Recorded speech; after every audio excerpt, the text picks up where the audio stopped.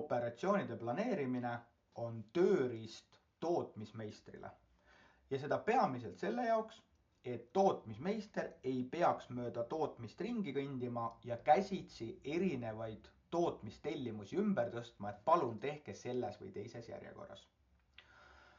Tööriist ise on jagatud 2 erinevaks osaks. Vasakul pool on kõik planeerimata tööd ja näeme seda, et siin on praegu tööd selline hulk ees.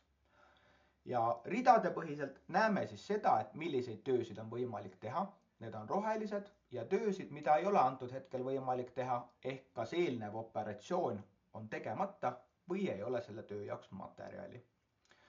Näeme müügitellimuse numbrit, operatsiooni kirjeldust, mida me peame tootma, mis materjalist me peame seda tootma, erinevad kogused, tööaeg, kui kaua see võtab aega ja kunaseks on see töö vaja valmis teha. Siin on veel terve hulk erinevat informatsiooni, mille alusel meister saab teha otsuseid, mis järjekorras asju töösse panna, aga ärme praegu sinna lähe. Mida meister saab teha?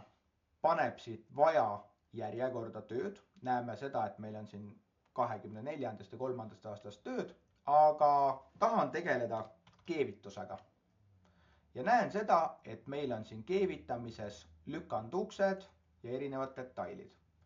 Seega, kui ma nüüd soovin planeerida neid müügitellimustest koostatud tootmistellimusi, võtan ma siit lahti keevituse ploki ja näen seda, et keevitamist planeeritakse päeva kaupa. Antud näites on keevitamises iga päev 8 tundi vaba aega ja näiteks teisipäeva on juba 8 tundi planeeritud. Näen seda, et siin on 2 tööd, 2-tunnine ja 6-tunnine. Kolmapäevas aga näen seda, et mul on 3 tööd ja mul on siin natuke veel aega. Kui ma sooviksin nüüd siia kolmapäeva näiteks ühe töö juurde lohistada siia kuskile lõppu, näeme seda, et 8 tundi läheb punaseks ehk et tekib üleplaneering.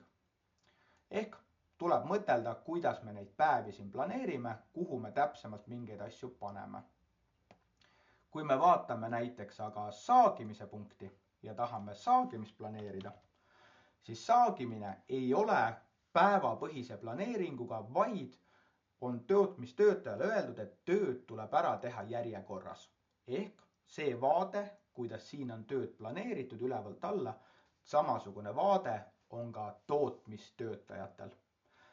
Ehk meil on võimalus planeerida töösid kas järjekorras, teed ära kõik tööd nii, nagu sul on siia ette planeeritud, või me saame teha väga detailset, täpset päevapõhist planeerimist, saamaks aru, kunas mingi töö peaks valmis saama.